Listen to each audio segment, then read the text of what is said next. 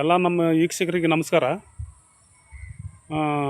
ನಿಮ್ಗೆ ನಾನು ಇಲ್ಲಿ ಬಂದೆ. ನಾನು ಆಲ್ರೆಡಿ ಒಂದು ಪೇಸ್ ಐತಿ. ಆ ಪೇಸ್ ಒಳಗೆ ದೊಡ್ಡ ದೊಡ್ಡ ಗಿಡ ಇಲ್ಲ. ಆ ದೊಡ್ಡ ದೊಡ್ಡ ಗಿಡ ಇರ್ತಾವೆ, ಆದ್ರೆ ಬಟ್ ಒಂದು ಗಿಡ ಇರ್ತೈತಿ. ಒಂದು ಹೆಣ್ಣು ಇದ್ರೆ ಒಂದು ಗಂಡು ಇರಲ್ಲ, ಗಂಡು ಇದ್ರೆ ಹೆಣ್ಣು ಇರಲ್ಲ. ಅಂಥ ಒಂದು ಗಿಡಗಳು ಇರ್ತಾವೆ.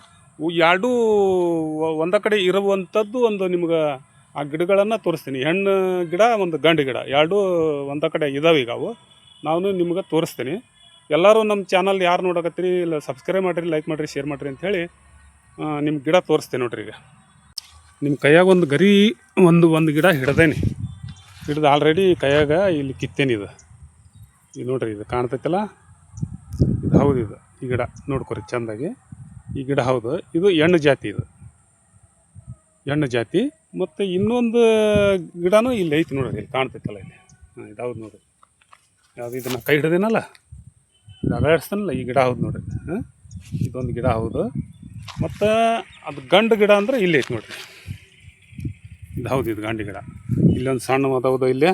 ಇವು ಹೌದು, ಇವು ಸಣ್ಣ, ಇವು ಹೌದು. ಇದು ಹೌದು ನೋಡ್ರಿ ಗಿಡ. ಒಂದು ಕಡೆ ಏನಾಕತಿ ಅಂತಂದ್ರೆ, ಒಂದೊಂದು ಕಡೆ ಹೆಣ್ಣು ಜಾತಿ ಗಿಡ ಕಾಣೋದಿಲ್ಲ. ಇಲ್ಲಿ ಐತಲ್ಲ, ಈ ಹೆಣ್ಣು ಜಾತಿ ಗಿಡ ಒಂದು ಕಡೆ ಇದ್ರೆ ಅದು ಒಂದು ಕಡೆ ಇರ್ತೈತಿ, ಅದೊಂದು ಕಡೆ ಇದ್ದರೆ ಇದೊಂದು ಕಡೆ ಇರ್ತೈತಿ. ಎಲ್ಲವೂ ಒಟ್ಟಿಗೆ ಒಂದೇ ಕಡೆ ಇರೋಂಥದ್ದು ಕಮ್ಮಿ ಸಿಗೋದ. ಈ ಗಿಡ ಎದಕ್ಕೆ ಉಪಯೋಗ ಆಗ್ತೈತಿ ಅಂತ ಹೇಳ್ತೀನಿ. ಇದು ಬಲ ಭೀಮನ ಗಿಡ ಅಂಥೇಳಿ.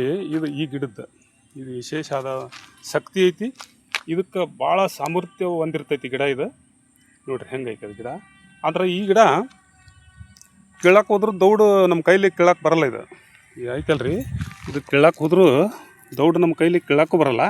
ಮತ್ತು ಇದಕ್ಕೆ ರೈತರ ಮಂದಿ ಏನು ಮಾಡ್ತಾರಪ್ಪ ಅಂದ್ರೆ, ಎರಡೆರಡು ಗಿಡಕ್ಕೆ ಟೊಂಗಿ ಜೆಂಟ್ ಮಾಡಿ ಗಂಟು ಹಾಕಿ ಎತ್ತುಗಳು ಕಟ್ತಾರೆ. ಇದಕ್ಕೆ ಏನ್ರಿಪ್ಪ, ಅಷ್ಟು ಶಕ್ತಿ ಐತಿ. ಈ ಗಿಡ ಕಿತ್ರೂ ದೌಡು ಬರಲ್ಲ. ಇದು ಯಾಕಂದ್ರೆ ಇದು ಬಿಟ್ಟು ತೋರಿಸ್ತೀನಿ ನೋಡ್ರಿ.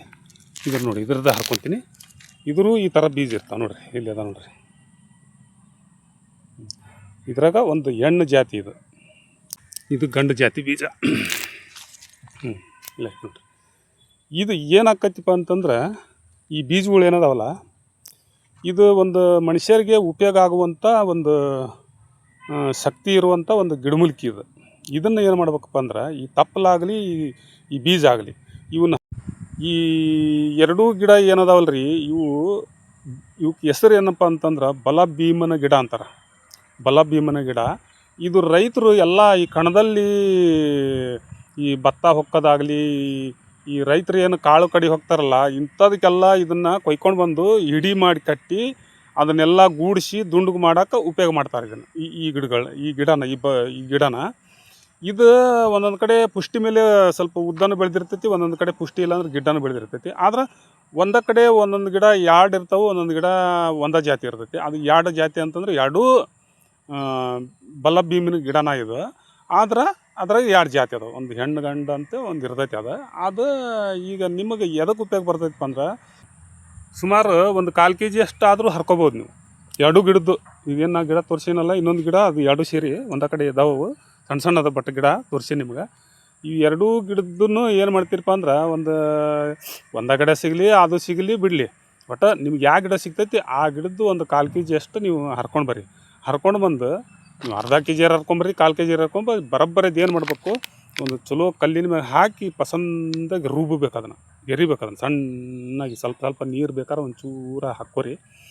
ಲೇಟಾಗಿ ಒಂದು ಸ್ವಲ್ಪ, ಭಾಳ ನೀರು ಮಾಡಕ್ಕೆ ಹೋಗ್ಬೇಡ್ರಿ. ಹಾಕ್ಕೊಂಡು ಚೆನ್ನಾಗಿ ಎರೆದ್ಬಿಟ್ಟು ಅದನ್ನ ಏನು ಮಾಡ್ತೀರಿ ಅಂದ್ರೆ, ಒಂದು ಕಾಟನ್ ಅರಿವಿ ಒಳಗೆ ಹಾಕಿ ಅದನ್ನು ಚೆನ್ನಾಗಿ ಹಿಂಡಬೇಕು. ಅದನ್ನು ರಸನ ಒಂದು ಲೋಟಕ್ಕೆ ಹಿಂಡಬೇಕು. ಅದನ್ನು ಹಿಂಡಿ ಅದನ್ನು ಏನು ಮಾಡ್ತೀರಪ್ಪ ಅಂದ್ರೆ, ಒಂದು ಸಣ್ಣ ಪಾತ್ರೆದೊಳಗೆ ಹಾಕಿ ನೀವು ಒಂದು ಕುದಿಸ್ಬೇಕು. ಅದನ್ನು ಕುದಿಸ್ಬೇಕು. ಆ ರಸನ ಕುದಿಸಿ ತೆಗೆದುಬಿಟ್ಟು ಆರಿಸ್ಬೇಕು.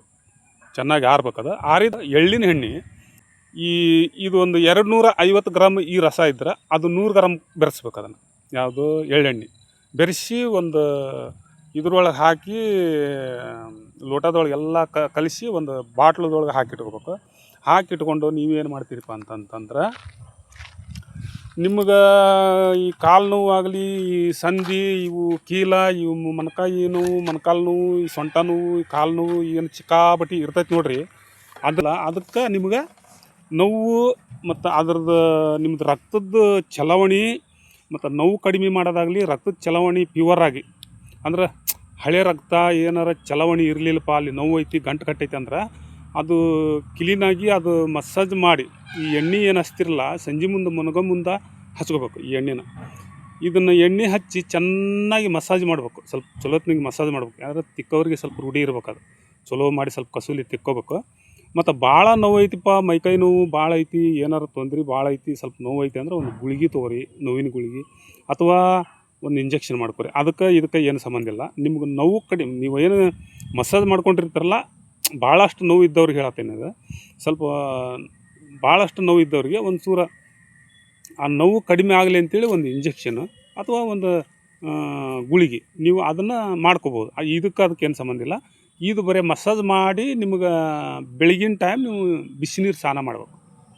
ಇದು ನಿಮ್ಗೆ ಈ ರಗತ ಎಲ್ಲಿ ಗಂಟು ಕಟ್ಟಿರ್ತೈತಿ, ಎಲ್ಲಿ ಕೀಲುಗಳಿಗೆ ಎಲ್ಲಿ ಸ್ವಲ್ಪ ತೊಂದರೆ ಹಾನಿ ಆಗಿರ್ತೈತಿ, ಅಂಥಲ್ಲೇ ನಿಮ್ಗೆ ಎಲ್ಲ ಸರಳವಾಗಿ ಚಲಾವಣೆ ಆಗ್ತೈತಿ ಮತ್ತು ನೋವು ಕಡಿಮೆ ಆಕ್ಕೊಂತ ಬರ್ತೈತಿ. ಇದ್ರದ್ದು ಅಂಶ, ಇದ್ರದ್ದು ಇರುವಂಥ ಶಕ್ತಿ, ಇದಕ್ಕೆ ಸಾಮರ್ಥ್ಯ ಇರುವಂಥದ್ದು ನಿಮ್ಗೆ ಆರೋಗ್ಯಕ್ಕೆ, ಇದು ಮೈಕೈಗೆ ನೋವಿಗೆ, ಇದಕ್ಕೆ ಈ ಭಾಳಷ್ಟು ತೊಂದರೆ ಇದ್ದವ್ರಿಗೆ ಮಾತ್ರ ಇದು ಎತ್ತಿದ ಕೈ ಅಂತ ನಾನು ಹೇಳೋಕ್ಕೆ ಬಯಸ್ತೇನೆ. ಇದು ಭಾಳ ಅನುಕೂಲವಾದಂಥ ಒಂದು ಬಲ ಭೀಮನ ಗಿಡ ಅಂತಾರೆ ಇದಕ್ಕೆ. ಇದು ರೈತರೆಲ್ಲ ಉಪಯೋಗ ಮಾಡ್ತಾರೆ. ಇದಕ್ಕೆ ಕಸುವು ಜಾಸ್ತಿ ರೀ. ಇದಕ್ಕೆ ಕಸು ಅಂದ್ರೆ ಬರೀ ಸಣ್ಣದು, ಈಗ ನಾನು ತೋರಿಸಿದ್ನಲ್ಲ, ಅದ ಒಂದು ಕಂಟಿಗೆ 2 ಕಂಟಿ ಸೇರಿ ಒಂದು ಗಂಟು ಹಾಕಿ ಎತ್ತುಗಳು ಕಟ್ಟಿ ಸಹಿತ ಬೆಳಗಿನ ಸಂಜೆ ಮಟ್ಟ ಮತ್ತು ಎಲ್ಲೇ ಹೋಗಿ ತಿರುಗಾಡ್ಬರ್ತಾವೆ. ಅಲ್ಲಿ ಎತ್ತುಗಳು ಎಲ್ಲಿದ್ದು ಅಲ್ಲೇ ಇರ್ತಾವೆ. ಬರೀ ಅದ್ರ ಬೇರೆ ಅಷ್ಟು ತಾಕತ್ತಿರ್ತೈತಿ, ಆ ಗಿಡನ ಅಷ್ಟು ತಾಕತ್ತಿರ್ತೈತಿ. ಇದಕ್ಕೆ ಶಕ್ತಿ ಭಾಳ. ಇದು ಭಾಳ ಅಂದ್ರೆ ಭಾಳ ಮನುಷ್ಯರಿಗೆ ಏನೋ ಒಂದು ನೋವು ಐತಿ, ಕಾಲು ನೋವಿಗಿಲ್ಲ, ಅದ ಹೇಳಿದ್ನಲ್ಲ ನಿಮ್ಗೆ, ಆ ನೋವುಗಳಿಗೆ ಹೇಳಿ ಮಾಡಿಸ್ತಂತ ಇದು ಒಂದು ತೈಲ ಆಗ್ತೈತಿ. ಇದು ಈಗೇನು ನಾ ಹೇಳಿದ್ನಲ್ಲ ಅದನ್ನು ಆಗ್ತೈತಿ. ಅದು 1 ವಾರ ನೀವು ಉಪಯೋಗ ಮಾಡ್ಬೋದು. ಯಾಕೆ 1 ವಾರ ಉಪಯೋಗ ಮಾಡ್ಬೋದು ಅಂತ ನಿಮ್ಗೆ ಅದು ಹೇಳ್ತೀನಿ. ನೀವು ಯಾಕಂತಂದ್ರೆ ಗಾಳಿಗೆ, ಈಗ ಯಾಕಂದ್ರೆ ಅದ್ರೊಳಗೆ ಗಾಳಿ ಆಡ್ತೈತಿ, ಆ ಗಾಳಿಗೆ ಅದು ಔಷಧಿ ಕೆಡ ಪೊಸಿಷನ್ ಇರುತ್ತೆ. ಅದಕ್ಕೆಲ್ಲ ಏರ್ ತೆಗೆದು ಅದು ಮಾಡು ಇದು ಮಾಡು ಅದು ಮಾಡೋಕೆ ನಮ್ಗೆ ರೈತರ ಮಂದಿಗೆ ಸಣ್ಣ ಪುಟ್ಟ ಇದ್ದವ್ರಿಗೆ ಅದೆಲ್ಲ ಆಗೋಲ್ಲ. 1 ವಾರ ನೀವು ಯೂಸ್ ಮಾಡಿರಿ ಇದನ್ನು. 1 ವಾರದ ನಂತರ ಇದು ಇದ್ರೂ ಕೂಡ ನೀವು ಮತ್ತು ಹಚ್ಚಿದ್ರೂ ಕೂಡ ಉಪಯೋಗ ಆಗೋಲ್ಲ, ಚೆಲ್ಬಿಡ್ರಿ ಅದು, ಮತ್ತು ನೀವು ಬೇರೆ ಮಾಡ್ಕೋಬೋದು. ಅದಕ್ಕೆ ನಾನು ಇದನ್ನು ಹೇಳ್ಬೇಕಂತ ಅಂದ್ಕೊಂಡಿದ್ದೆ, ಮತ್ತು ಇವತ್ತು ನಾನು ಇಡುವೆ ಮಾಡಾಕತ್ತೀನಿ. ಇವತ್ತು ಮಾಡಿ ನಿಮ್ಗೆ ತಿಳಿಸ್ತಾ ಇದ್ದೀನಿ. ಇದು ಯಾವುದೋ ಕಾರಣಕ್ಕೂ ಇದು ಈಗ ನೀವು ನಾ ಹೇಳಿದ್ವಲ್ಲ, ಯಾವುದೋ ಕಾರಣಕ್ಕೂ ನೀವು ಹೊಟ್ಟೆ ಒಳಗೆ ತೊಗೊಂಡ್ರೆ ಇದು ನೋವು ಕಡಿಮೆ ಆಕತ್ತೆ ಅಂತೇಳಿ ತಿಳ್ಕೊಳಕ್ಕೆ ಹೋಗ್ಬೇಡ್ರಿ. ಇದಕ್ಕೆ ಹೊಟ್ಟೆ ಒಳಗೆ ಹಾಕ್ಕೊಳ್ಳೋಂಥದ್ದಲ್ಲ, ತಿನ್ನೋ ಅಂಥದ್ದಲ್ಲ. ಇದು ಏನಿದ್ರು ಬರೀ ಮಸಾಜ್ ಮಾಡೋದು. ಇದು ನೋವು ಕಡಿಮೆ ಆಗ್ತೈತಿ. ಅದು ಆ ರಸ, ಅದು ಅದ್ರದ್ದು ರಸನ ಅದು ಮೈ ಹಿಂಗಿಕೊಂಡು ಅದು ಅಲ್ಲೇ ಬತ್ಕೊಂಡು ಅದ್ರ ನೋವಿಗೆ ಅದೇನೈತಲ್ರಿ, ಈಗ ನೋವು ಇದ್ದಿದ್ದು ಮತ್ತು ರಕ್ತ ಚಲಾವಣೆ, ಯಾವುದಾರ ರಕ್ತ ಕೆಟ್ಟಿದ್ದಿರಲಿ, ರಕ್ತ ಚಲಾವಣೆ ಕಡಿಮೆ ಇರ್ತೈತಲ್ಲ, ಅಂಥಲ್ಲೆಲ್ಲ ಪೂರ್ತಿ ಒಂದು ಸಣ್ಣ ಒಂದು ಕೆಲಸ ಮಾಡ್ತಾ ಬರ್ತೈತಿ. ಇದ್ರದ್ದು ಅಂಶ ಹಂಗೈತಿ. ಇದು ಇಷ್ಟು ಹೇಳ್ತೇನೆ. ಇದನ್ನು ಉಪಯೋಗ ಮಾಡಿರಿ ಅಂತ ಎಲ್ಲರಿಗೆ ಹೇಳಕ್ಕೆ ಬಯಸ್ತೇನೆ. ನಮಸ್ಕಾರ.